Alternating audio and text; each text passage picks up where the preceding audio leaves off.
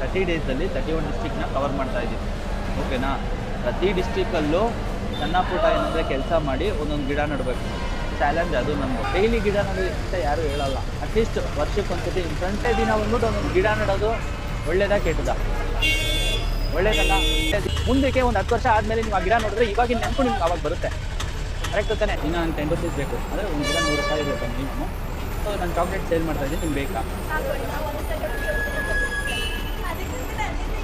ನೋಡಿದ್ರಾ? ಮತ್ತೆ ನಾನು ಇಲ್ಲಿ ಮಿಸ್ ಮಾಡ್ತಾ ಇದ್ದಿದ್ರಿ ತಾನೆ. ಏನು ಮಾಡ್ತಾ ಇದ್ದೀರಾ? ಓದ್ತಾ ಇದ್ದೀರಾ? ಕೆಲಸನಾ? ಹುಡುಗರಿಗಂದ್ರೆ ಜಾಲಿ. ಗೈಸ್ ನೋಡ್ಕೊಂಬಿಡಿ, ಯಾವ ಬಸ್ಸಲ್ಲಿ ಎಷ್ಟಾದ್ರೂ ಟ್ರಾವೆಲ್ ಮಾಡ್ತಾರೆ ಹೇಳಿ. ಅಪ್ಡೇಟ್ ಕೂಡ ಬೇಡಲ್ಲ ಗೈಸ್, ಹುಷಾರಾಗ್ಬಿಟ್ರು. It's okay guys. ಒಳ್ಳೆ ಹುಡುಗಿರ್ಗಲ್ಲ, ಚೆನ್ನಾಗಿರೋ ಹುಡುಗಿರ್ಗಲ್ಲ ನಮ್ಮ ಅಕೌಂಟೇ ಸಿಗಲ್ಲ ಅಂತ 100 ರೂಪಾಯಿ ಇದೆ, ತೊಗೊಳ್ಳಿ.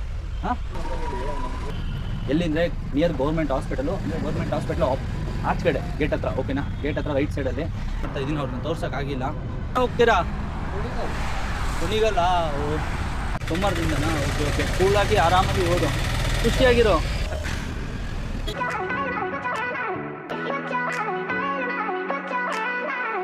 ಜುಟ್ನಳ್ಳಿ ಬರೆ. ಹಾಂ, ಜುಟ್ನಳ್ಳಿ ಬರೆ ಅಂತ ಸ್ಟಾರ್ಟ್ ಮಾಡಿಬಿಟ್ಟಿದ್ದಾರೆ ಬರ್ಡೇಗೆ ಗಿಡ ನೆಡೋದನ್ನ. ನಾವು ಇವಾಗ ಎತ್ಕೊಂಡಿದ್ದೀವಿ ಕೈಯಲ್ಲಿ. ಸೊ ನನ್ನನ್ನು ಸಬ್ಸ್ಕ್ರೈಬ್ ಮಾಡಿ, ಲೈಕ್ ಮಾಡಿ, ಶೇರ್ ಮಾಡಿ. ಆಯಿತು, ನಾನು ಸ್ಟೇ ಆಗ್ತೀನಿ. ಬಾಯ್.